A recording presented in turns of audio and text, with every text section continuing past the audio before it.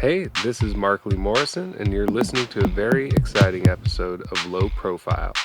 In 1991, a group of young men from Leicester, England, formed a band that combined punk rock, shoegaze, and Punjabi folk music.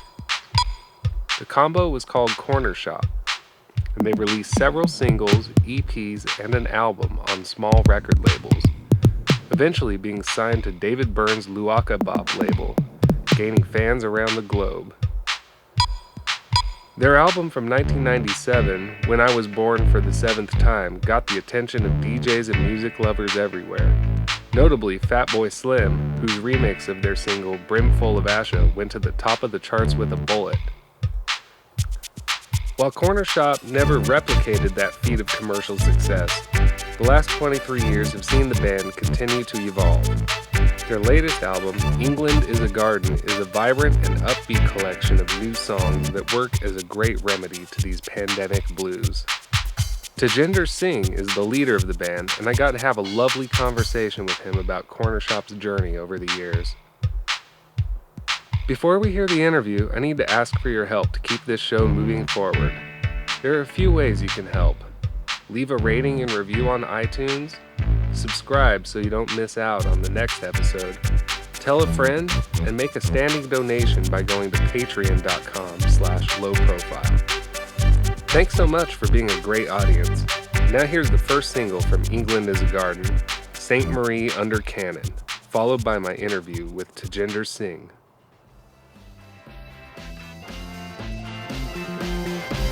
They're talking about the lost soul and how it could be taken alone, and how they fed the feeling seen, and one could never remedy chronology. Saint Marie under cannon, Saint Marie under cannon, Saint Marie under cannon. The bells of San Sebastian. Yeah, we're ready. Alright, so Tajinder, where are you?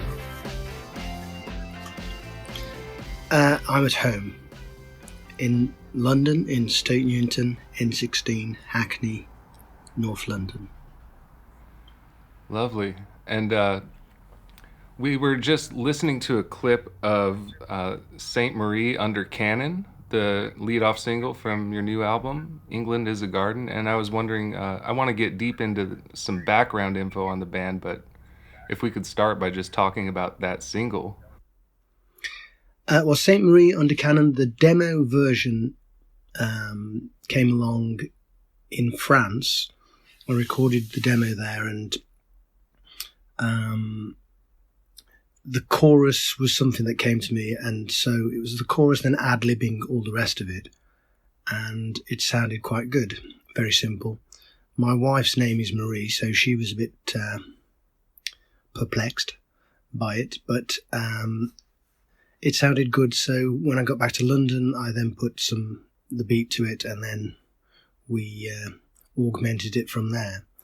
And really, it was lots of different images that were being put over in that song. And at the time, I wasn't writing too many lyrics, so it was a lot of mumblings as well. And so it took a bit of time to fill those mumblings in, sometimes going back to mumblings. But the song's about, it goes back quite a while into empire, British Empire, and then colonialism. And then it's got modern day aspects to it. And really it's about conquering different peoples and not so many savoury things like that, and looking for the benevolence of Saint Marie to ask for forgiveness on such an account. Maybe I'm singing for the British rather than them singing it themselves. So there's always been a lot of sort of socio-political theme to your songs from the very beginning. This is your seventh proper full-length album that's a sort of a non-collaborative effort. Yeah, we decided that if we didn't do any collaborations, then that would be something different that we haven't done for quite a long time. So we went back to not having any names on it. Yeah, it's been 11 years since Judy Sucks a Lemon for Breakfast, which I thought was a terrific and much welcomed to my ears release.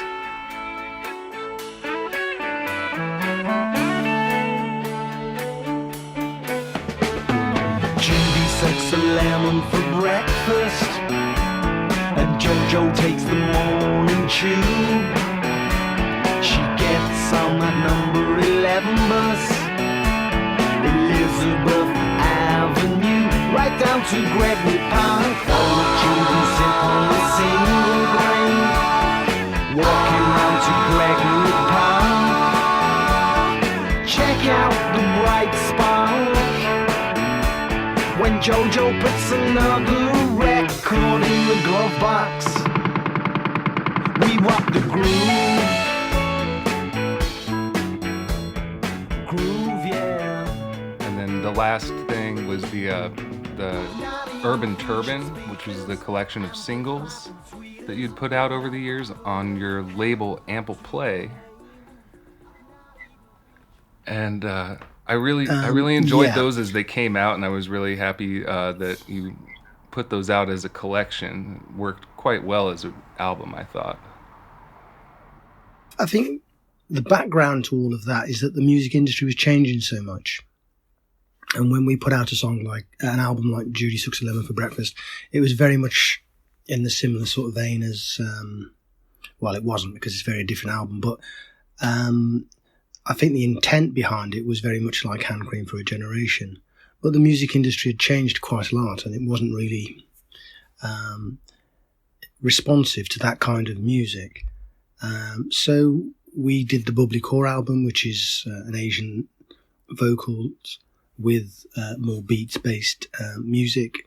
And then we went on to collaborations that we'd done with people and, as you said, made up the Urban Turban album. And then after that, we actually did an easy listening album of renditions of the first album that we've ever done and made it into an easy listening album. That was called Hold On, It's Easy. And then this album, the new album, sort of has taken quite a lot of time. But we felt it was the right time to come out now, and that the industry would be a little more responsive. We didn't realise it would be this more responsive because we have sort of people are really into it, and we have made up for a lot of lost time with this album, so we're very happy about that. Yeah, I forgot about Hold On, It's Easy, and that, just sort of very, that was an unexpected surprise as well. I'd like to play a little clip of Born Disco Died Heavy Metal, first the original version from Hold On, It Hurts, and then segue into Hold On, It's Easy so the listeners can sort of hear what the idea was there.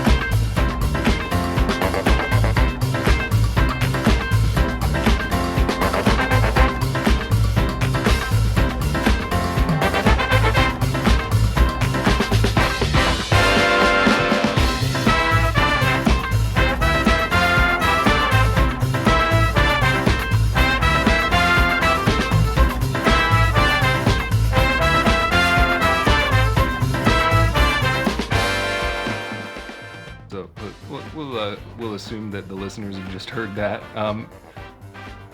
Where the hell did you come up with that idea? Was it were, were you just joking around, or how did that come about? Well, I thought of the idea actually in a plane, and I spoke to Alan, who's our keyboard player, and we talked about it. And then within a few months, we were doing it. Maybe it was the altitude, but the original was very noisy, but we didn't particularly like the way that it was recorded, but we were on a very independent label, and all the money that was going in was our money. So we didn't want to waste their time and money, and neither did we want to waste ours. So we felt we should just go with whatever was recorded. If we had our time again, we wouldn't have persevered like that. We would have scrapped it all and started again, because we feel that it didn't come out very well. But that's what makes it different, and that's what it shows the progression of the group as well. So we're happy about that. But we did feel that there were melodies in there, and we brought them out with the Easy Listening album. And we thought that was quite a nice little twist to do that. Not many groups can do that, and not many groups can execute a whole album as well. I think a lot of groups are talking about doing live albums, executing just live albums on stage, and we've never done that. We've always hated the idea of that. So maybe this is our version of that. I've noticed a theme since I've been following you guys since when I Was Born for the Seventh Time came out. I went right out and went back to Woman's Gotta Have It, went backwards until I had all that previous material, and then have been keeping up ever since. You know, I was eagerly anticipating the nice surprise. Oh, great.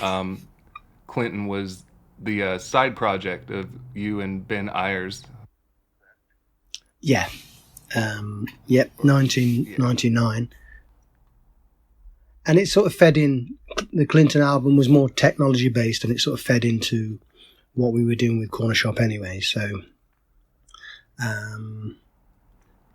yeah, it was a nice thing to do. Yeah, I'd say there's a very thin line between the two, between Clinton and Cornershop. Yeah, it became that. I think especially with Hand Cream for a Generation. I mean, actually, there were songs that we did for Clinton that we then moved over. Well, actually, there's People Power in the Disco Hour, which was then also used in Hand Cream for a Generation. It was a Clinton track beforehand. And I think there were a couple of other ideas as well that were started as Clinton tracks, and then we moved them over to Cornershop tracks. We're going to take this movement onto the streets. One day to get there and ride this shit. People power in the disco hour. People power in the disco hour. People power in the disco hour.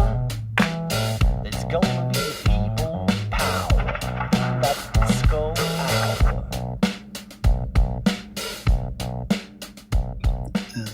Yeah, there's a lot of to and fro between the two. One thing I've enjoyed as a fan of your music is that you tend to reinvent yourselves, reinvent your previous material sometimes, a lot of catchphrases that you'll repeat in different songs throughout the albums.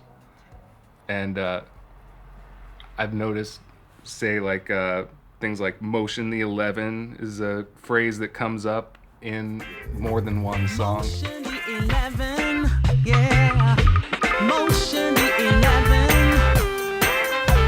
Motion the 11. Is that a dance move? Yeah, Motion the 11. Yeah,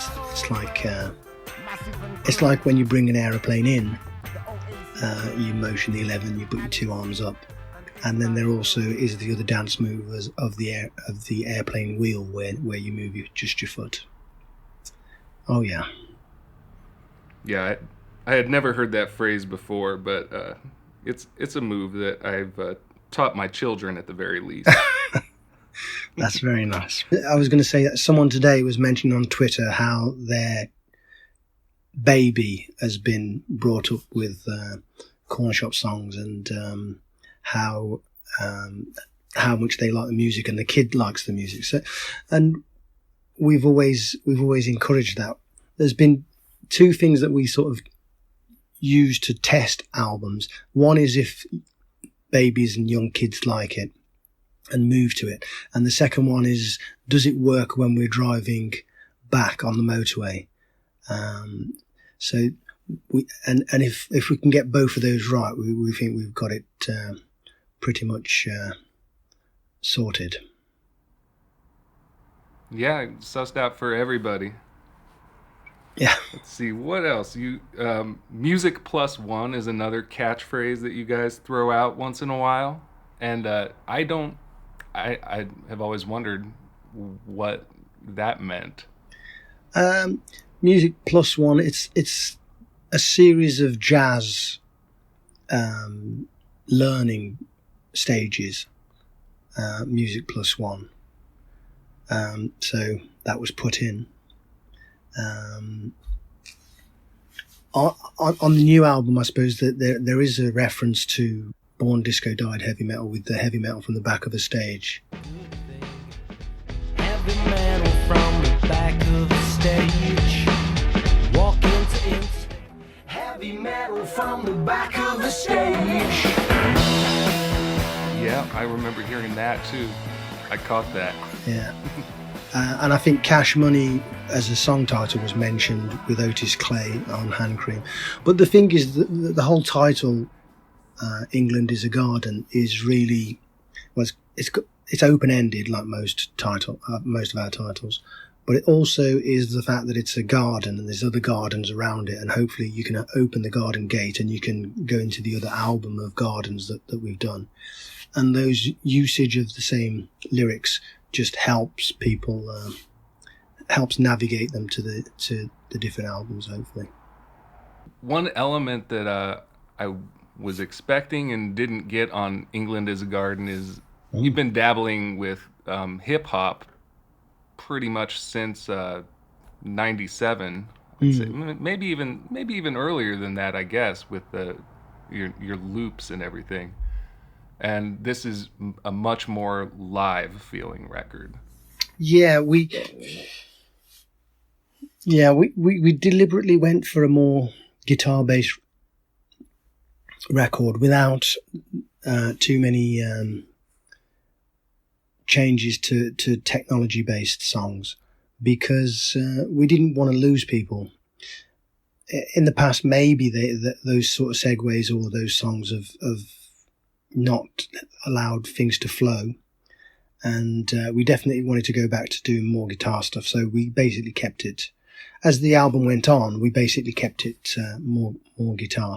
There were other songs done that were more sample based, but we just didn't think that they sounded, we didn't want to interrupt the flow of what was going on. You reckon we're going to hear any of the outliers? Well, we actually did a few tracks that we got ready for B-sides, but that's apparently not done anymore. People just release one tracks for singles. So there's a few tracks that. What happened to B-sides? Yeah, I mean we've always actually liked doing B-sides, and sometimes the B-sides have been a hell of a lot more interesting than the A-sides. But we're also quite happy to know that we've got some more in our trunk. So we're hopefully, maybe that will go towards another album. I'm not too sure. Well, yeah, it's a quite ominous time in the world, and pretty good timing for people to hunker down and listen to this really uplifting music that you make. And I'm hoping that we can turn on some new fans right now. This music will make you feel a little better. Well, it people are saying that, which is very nice of them. it does seem to sort of fit a hole, and it is upbeat, and they do like it. And even though they're new songs, people think that they sound like old songs that they already know. So it is comforting for people. It seems to be. So we're very happy about that. As I say, we think it's going to get a whole lot worse. So it's if anyone can be comforted by it for even 10 minutes, then that's a good thing. Yeah, you know, you guys are really good at sounding like Cornershop. Nope. Well, that's the biggest. No one can do it better. That's the biggest compliment there is. I mean, you know, some people say, like with when we put out No Rock Saving Roll, that it sounds like the Stones, it sounds like the Velvets, it sounds like T-Rex, but it also sounds like Cornershop. As long as it sounds like Cornershop, then we're happy, because we wouldn't try to be like any of those other groups intentionally. You'd fall very fast on your face. But that's a lovely compliment. I don't know. Well, we have tried to research why this might be, and our lab tests tell us that we hardly ever use any minor notes. Those black keys, we just don't use them. And maybe that's why we're a little more upful than most. That's a good point. There's just sort of a lot of motifs, you know. Maybe you'll use the same guitar riff again and use it a third time, a fourth time. Why not? But you just put a nice twist on it, and it becomes a whole new animal that's also very familiar. And I think Cornershop is reliable. That's what I can say. Oh, well, that's wonderful. That's very good of you. After all those years, it's nice to be known as reliable. Now, in addition to sounding like Cornershop, you've done a handful of covers over the years. Notably, you translated Norwegian Wood into Punjabi, Mm-hmm. and then you've also covered Johnny Cash, Manfred Mann, Johnny Horton even. And now what totally knocked me out was I was looking at the track listing for the new album before I even heard it, and I saw at the end of the record The Holy Name by Hansaduta Swami, who I didn't think anybody else was aware of, much less one of my favorite bands. And that was just like Christmas present for me right there. Oh. Nothing to lose but all to gain. You convince the world to chant the holy name. Dirty hearts and busted brains, you make the lowest man dance to the name. Spiritually deaf, dumb, blind, and lame, you cure the multitudes with the name. Honor, dishonor, pleasure and pain, kicked out as worthless by this holy name. Mad after money, women and fame, sometimes even I think of chanting the name. I've tried every trick and played every game, but I cannot understand what is this name. Sun, snow, wind, hail and rain, all times are good for chanting the name. My friends and relations think it's insane. This is one result of chanting the name. Faster than a bullet or a speeding train. Can you talk about Hansaduta and how you came to choose that song? How did you discover him? Yeah, I think I was over in New York in about 93 with a Danish band. I was producing them. And I bought a handful of records, and that was one of them. And it's pretty intriguing from the cover, and then obviously listening to it, it had a very communal sort of sound to it. And that song in particular is quite a train of a song. It just carries on, but it gets into your head, and it drives into your skull. So I've always thought that maybe at some stage we'd want to do that, and so we took it more in the sort of hippie direction and more of the we got a choir of people that are the local primary school parents choir, because we didn't want anything with too much finesse. We want it to sound like a hippie canteen, and we also got them singing in the canteen to get that sort of flavour out of it, and with people just talking and screaming and babies crying and different languages going off in the background, and people joining in ad hocly to give it that sort of live sense. And that then goes back to not just the hippie times, but also to my sort of times at the temple where things were ad hoc and babies would be passed over whilst devotional songs are being sung and money would be given and lots of things would be going on whilst the artists just carry on. So there was a lot of thought as to which way to take it, and that was one way of doing it. Maybe we'll do a version without the canteen choir at some stage. People seem to like that track, and it's a great track. Yeah, it sure is. And yeah, like I said, what a surprise. I'd like to... Well, it's a surprise that other people know it. All right, another recurring theme in your songs. A word that I did not know the meaning of, and I'm guessing most of my listeners are American and probably don't know. WOG. Can we talk about this for a little bit? Yeah. We've always liked to use the word. It's very offensive to some people. It's misunderstood by other people. We've always considered that it's an acronym of Western Oriental Gentleman, or nowadays Western Oriental Gentle Person. Sure.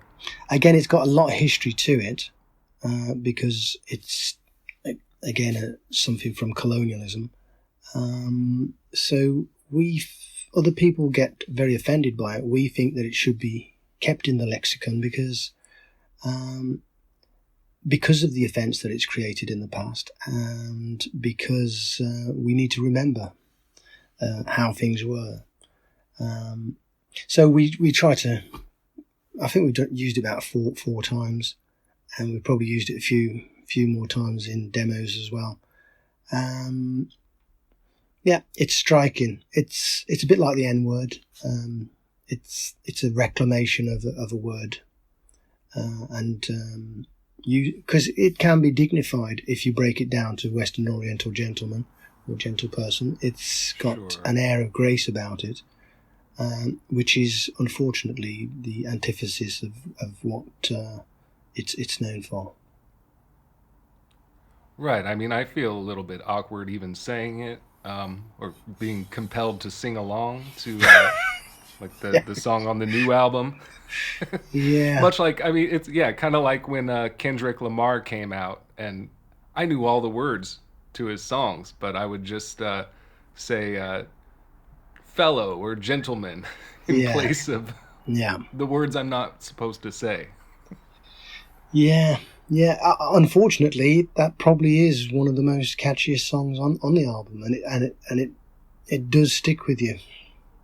You do find yourself, and it's a serious song. It's a very upbeat, fun, catchy song, but it's the lyrics are of a very serious nature. I'm gonna play a clip of it here. If we could just take a breath, and I'll ask you to comment on that particular song. So, will you introduce the song actually, so I don't have to say the words?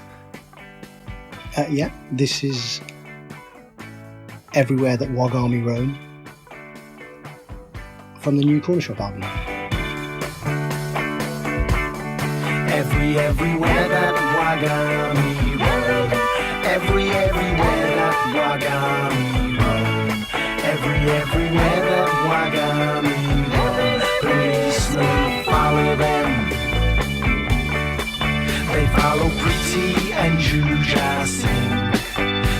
follow Pretty and Jude Jasin. They follow Pretty and Jude Jasin. Policemen follow them.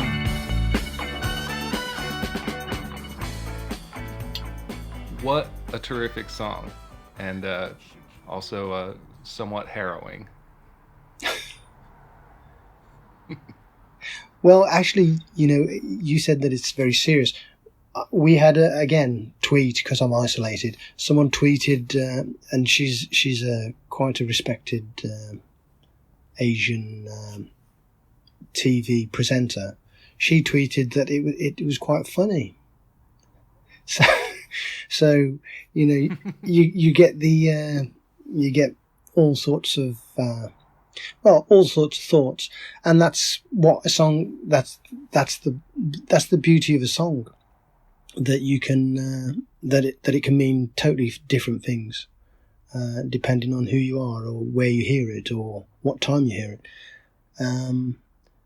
A lot of people ask us why do we just stick to music? We haven't really done that much else. I personally love songs because I think to write a book about some of the issues that I sing about would take a damn long time, and it doesn't express itself as immediately as a song, and a song can stay there, and it could stay there and not do anything for years, and then it can suddenly burst out and people can understand it. And that seems to be what's happened happening with our catalogue. People are suddenly starting to understand elements of it that they didn't get before, and so the whole story of not just album to album, but within the songs is also it all informs itself and makes for a book. At the end of the day, it does make for a book. Well, what I took from that song is just like that it's a commentary on racial profiling. Yes. By the police. Yeah. I mean, my uncle was actually raided, and in his house, and that was with machine guns, and so that was quite heavy stuff. And I do know other people that have been raided, of course, and actually we've got a video done for it, and the video person was talking about very much a hard angle on it, and he said when the police come in, it's going to get really rough. And I said, we don't need it rough. The song itself talks about the roughness. The video doesn't need to do that. We can pull back from that, because the song itself is damn rough. I mean, essentially, it's basically going back to what Lennon said, that woman is the nigger of the world. And it's an interpretation that in the 70s, the Rastas were the ones that were pulled into the Black Mariah's police vans. And nowadays, it's the Asians that are persecuted in that way. And so it talks about Rastas being chucked around in a room. So it is heavy, it is quite political, but it's for some people it's funny, and for some people it's very memorable, and for some people, I'm sure, because of the word that we talked about earlier, it'll be rather offensive. And I mean, I suppose the word wog is also is a term that some people think is for the African Caribbean community. I've never seen it like that, but so they might be offended by that as well. But anyway, the story goes on. But now, do you use it slangily, like among other Indian British folks? I tend to use it whenever I like. Yeah, sure. But yeah, I've used it. I use it with anyone, because I firmly believe that the word has the repercussions of that I talked about a bit earlier. But it's a word with an exclamation on the end of it, whether I want to put that exclamation mark there or not. Well, thank you for giving us an explanation today. Oh, All right. Well, we already talked about the Holy Name. yeah.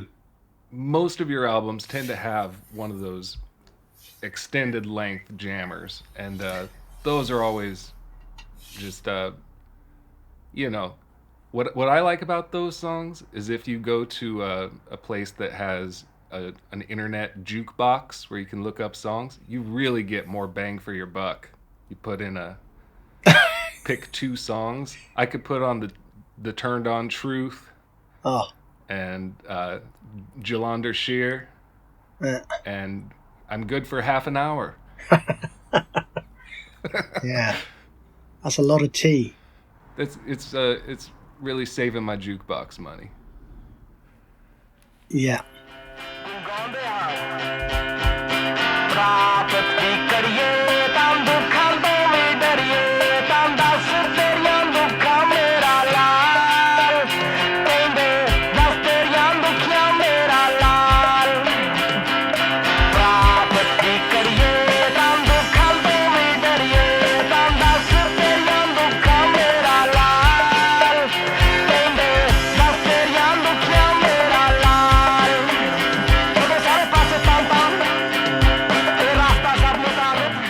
With the Jalander Shear, you did another thing where you kind of bookend an album, which you also did on Hand Cream for a Generation Yeah. with Otis Clay Yeah. as an MC. And for those of y'all who don't know, who are listening, Otis Clay, he's a gospel soul singer, and he's got a great, terrific voice. And how you must have, how did you reach out to him to be sort of your hype man? Well, two things actually. One, he's passed away. Unfortunately, he passed away a few years ago. But we got to him because I liked Otis Clay, and I was listening to Otis Clay, and Yael Evlev at Luarkabop Records, whose label we were on at the time, said that he could ask Otis to do some vocals for us. The oldest but goodies, the hyper main sound. Would you please give a warm San Francisco welcome as we move the program on? A warm welcome for Tajenda Singh in Cornershop. Yeah.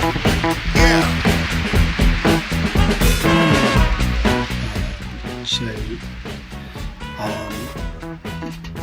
that was arranged, and he was playing live at the time, and he did that in his dressing room just before he went on stage, and recorded it on DAT and sent it over. And by that time we'd already had the music, so we actually just stuck it on, and it was basically there. It was done. And the music you made for that track was very reminiscent of Otis Clay. So it was, which is probably why I thought about him. It sort of reminds me of the Live in Tokyo album that Otis did, which is a corking album throughout. It's very good. It's great audience participation. Japan obviously loves him. And that's also then inspired Welcome to Tokyo, Otis Clay, which is a Clinton track as well. Just remember that. Right. Yeah. Another self-referential thing. Yeah, well, I was just listening to the Tokyo album this morning. I took a little side trip and listened to Otis Clay, and I was like, I'm not really too far off the map here. well, we don't try to be like that because, again, you can't really try to be anything. You'll fall flat. But, certainly the spirit of it is. Yeah, you guys don't seem like you're trying. It seems very natural. Well, I didn't want to bring it up. Me and Ben aren't musicians, and we've been doing it for quite a long time, and we could have easily said, okay, forget this. Let's get learning and learn how to work this piece of wood a bit more, but it's not really us, so we've never done that. And we've probably we've done that to a certain extent, but we've never continued it. One, because we're not very good at it. Two, because if we did that, then we'd be like everyone else. And once you learn something, you'd stay within the groove of what you've learned. And we don't do that. Sometimes I think it's better not to do anything for a long time. Then when you've come back to your guitar, something else and something different will come about. It might not be the most professional execution of it, but that's why we have other people there to take that bit further. But it also melds what we do with what other people do, which sort of gives us our sound as well. What about the time you collaborated with Allen Ginsberg? How did that come about? What's that story? We used to open our live shows with Allen Ginsberg's Howl when we first started out, and we loved the execution of it, the sound of it, the quality, the roughness, the length, the different areas that poem goes into. And again, it was a case of being in New York. Well, we were in New York, and the idea came up that it would be a nice thing to do. And Yale, again, at Luakabot, he just phoned Allen Ginsberg up, getting his number from the Yellow Pages. And then we walked over to his house when it was arranged, to his apartment, actually, in New York. And we walked over with David Byrne, me and Ben. And he was very lovely. He looked fine to us, actually, and he was watching a Beatles documentary on the television, which I think he was in the audience for. And his flat was lovely. It was very, very cramped, but very full of great posters and literature and records. And we sat down in his kitchen, and he thought that was the song that he would have liked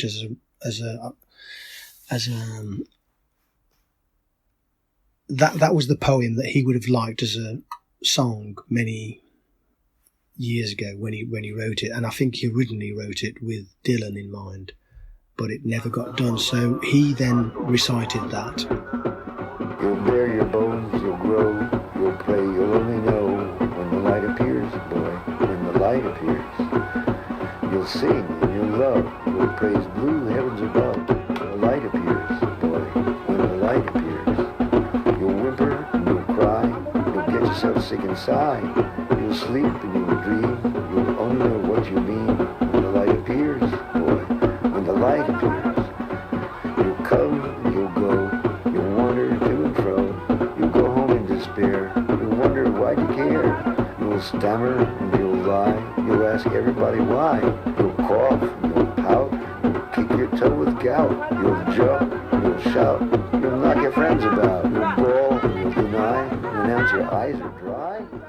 And he had a harmonium, and so we did a few different versions of it, and they were all recorded on cassette to try to get the same sort of quality of Howl. I don't know if we had managed that. And then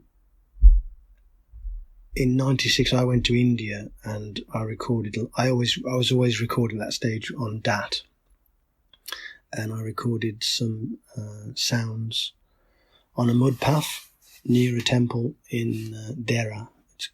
Was the temple, and for those who are too young to remember, DAT is a digital audio tape. They look like little versions of VHS cassettes, which, if you're too young to remember DAT, you probably don't remember those either. But yeah, carry on. Yeah, so the soundtrack and the music was recorded in India, and then we put the two together again. And that's all thanks to meeting David Byrne, which is David Byrne is probably the reason I ever found out about you all, because he signed you to his fairly new label, Luakabot. Luakabot, Am I saying that correct? Luakabot, yeah. And he signed you for your Woman's Gotta Have It album, right? Yeah, that was in '95. Yeah, And that was probably, I'm sure he was just attracted to your funk and Indian instruments and bilingual. You had songs on there in French and in Punjabi and English. yeah. I'm not too sure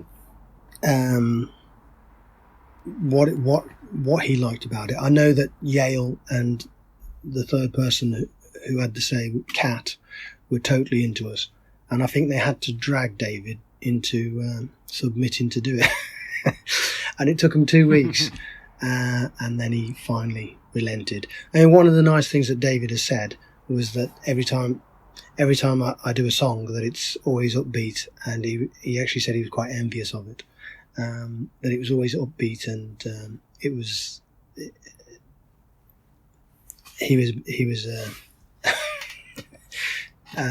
yeah, he was in awe of that. So that's a very nice thing. Yeah, he's having a bit of a renaissance right now himself. I don't know if you've been paying attention. I've not paid that much attention, I have to admit. I know he was doing a lot of like he did a few books and audio diaries and stuff, and now he's got his Broadway show, which of course is on hold for now. But yeah, the dance thing. Yeah. Nice. I wonder. Yeah, but yeah, that's beside the point anyway. I guess I was gonna segue into that. We haven't mentioned that you guys had a very big hit once, globally, and it was. I remember I saw the video for "Sleep on the Left Side" and "Brimful of Asha" back to back on MTV back when they played music videos. Mm-hmm. And that was great. They were doing playing two songs by each artist, and both had you had these lovely videos with just like really, really fetching colors, very like kind of a 1970s sort of color palette, and just really, really chill music, I guess I would say. Mohammed Rafi, 45, Lata Mangeshkar, 45, Solid State Radio, 45, Ferguson Mono, 45, Bon Public, 45, Jack Dutronc and the Bowling Boogie, the heavy hitters and the Chi-Chi music, all in your radio, 45.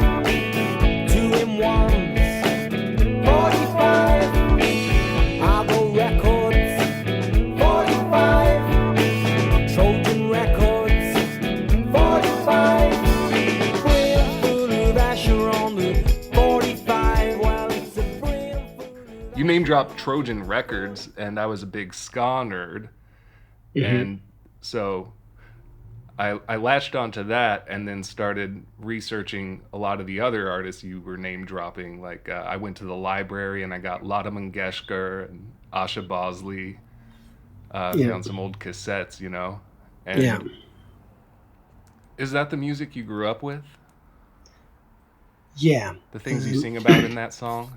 Well, Hindi music from the videos, and Punjabi folk music, and Sikh devotional music were the main bits of music that I was into, and people like Nusrat Fateh Ali Khan, but he sung in Punjabi a lot anyway, and he loved the Punjabi language.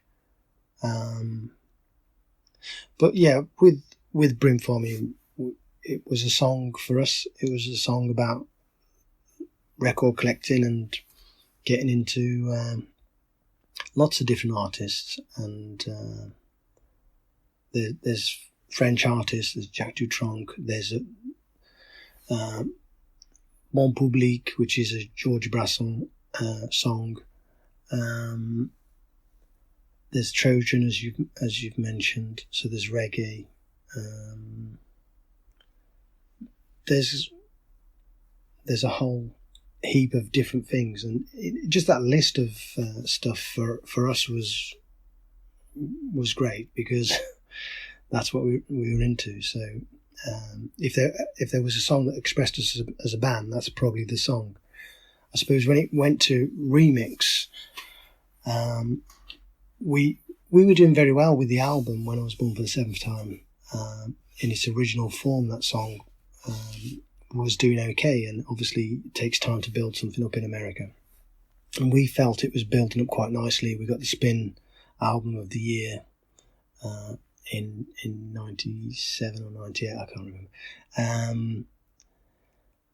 And then when that song came out, obviously that sort of blew a lot of what we were doing off course, because it was so massive.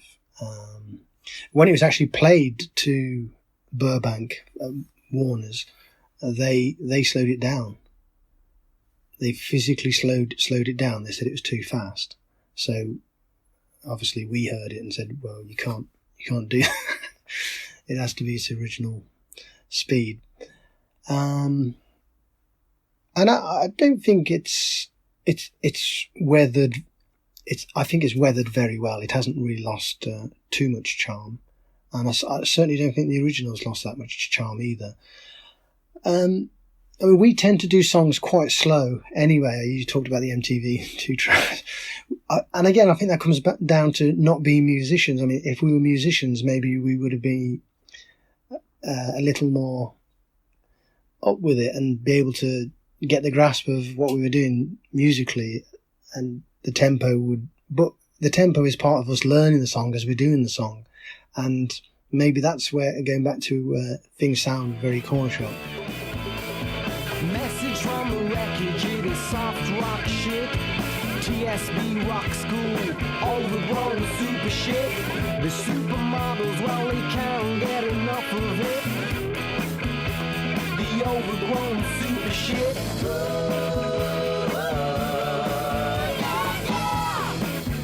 Yeah, the overgrown super shit. And then it was 5 years later that you came out with the follow-up official Cornershop album, Hand Cream for a Generation. And your lead-off single to follow up those two mellow hits was a scathing critique of the rock and roll industry with lots of profanity, and and then you started your own label shortly after. Yeah. Is it any coincidence there? The coincidence there was that we'd gone through quite a lot of... We've been on small labels, medium labels, and major labels, and we'd gone through some business problems, well, label problems, and we really put our all into Hand Cream for a Generation, and I knew that we had to do that because of how When I Was Born had been received, and a lot of people still put a lot of light on that album. I don't think it's as good as Hand Cream for a Generation, and I don't actually think it's as good as Judy Sucks a Lemon for Breakfast either, but we had to put a lot of effort in. And when we did that, when the album actually came out, we didn't think that the label reciprocated what effort had gone into it, and so we found ourselves labelless in 2002, 2003. And then the idea of an album, of a label, then came after that very slowly. It came because we went round and visited people, and we thought they were on more drugs than we were, so we decided to do the label ourselves. And the label has been putting out some great stuff. You've put out over 40 singles and albums since it started. Yeah. We see the label as an extension of ourselves, because we just put stuff out that we liked. we didn't really think where it was from. And we've got stuff that was in Japan, America, Belgium, France, all over the place. And we put it out because we love it, and there's no other remit to the label other than that. So, and it's been nice to do the label, because I started not feeling too well a few years after that, and the label was a good thing to do as a sort of something that you could do without thinking too much, and whilst I was trying to get myself back together. All right. Well, to Gender, I think we did it. Excellent. It's good to have done it. All right. Well, to Gender Singh, thank you so much for talking with us today. His latest album, England is a Garden, from his band Cornershop, is available from Ample Play Records, ampleplay.com, and distributed in the U.S. by Darla. Yeah. And streamable online, but you gotta get yourself a copy of this double gatefold LP if you can. Comes with a great poster. And here's I'm a Wooden Soldier. I'm a wooden soldier. I'm a wooden soldier. I'm a wooden soldier. Candy striped officer. I'm a wooden soldier. I'm a wooden soldier. With the freedom of the emperor. Soldier. Keeping up the movement of what the orphan be. To form the power to withhold you, soldier. I'm a wooden soldier.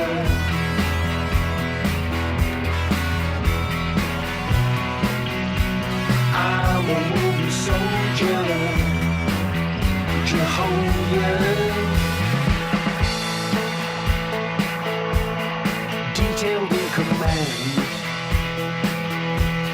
Striking up the band to the cold blowing canvas songs. Quick march into the drum. Forward is a road. I'm a wooden soldier. Soldier on. Soldier.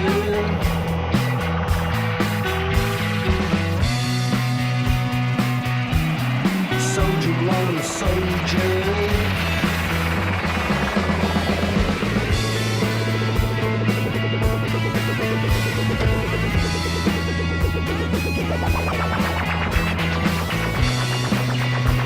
I'm a wooden soldier to hold you.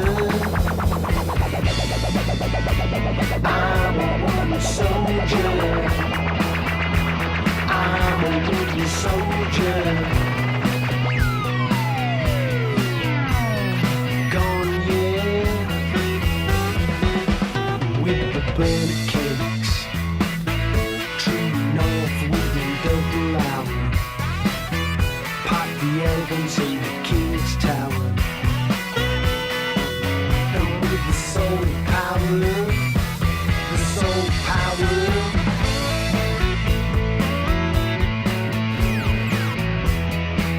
Coming forth with which to deal, yeah.